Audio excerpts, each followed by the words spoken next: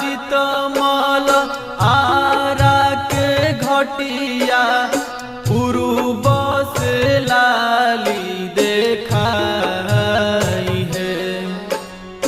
रौर भरोसे बाबा व्रत उठैनी हमनी पहोखिना सहाय है।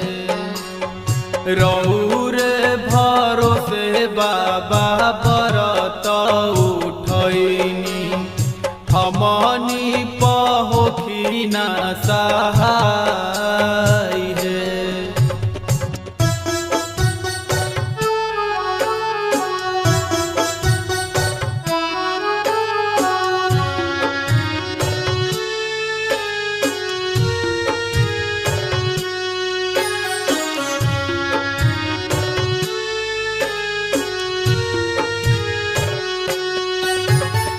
हाथ के सिपुलिया ले ले पहनिया में खाड़ बानी ले लिया राध देव करत गोहार बानी।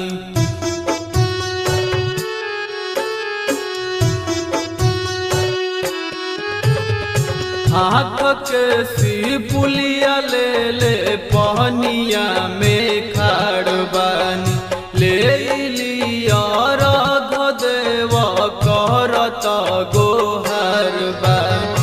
भूल चूक क्षमा करी भगतन के अपना अब जानी देर लगाई है।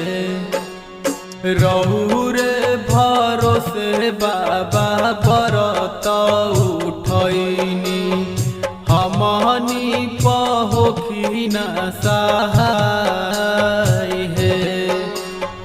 रौर भरोसे बाबा व्रत उठैनी हमनी पहोखिना सहाय है।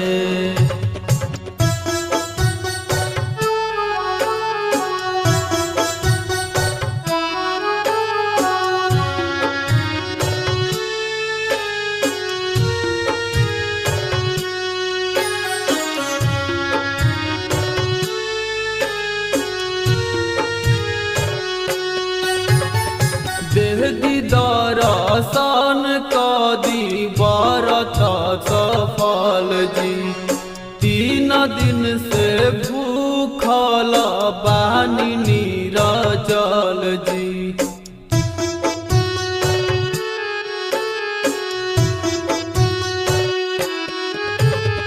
देहदी दर्शन करी व्रत सफल जी। 3 दिन से भूखल बानी नीरजल जी। अंसुरा किस लैले कान्हे पर बहंगिया इनको पर नजर घुमाई है। रौर भरोसे बाबा व्रत उठैनी हमनी पहोखिना सहाय है। रौर भरोसे बाबा व्रत उठैनी हमनी पहोखिना सहाय।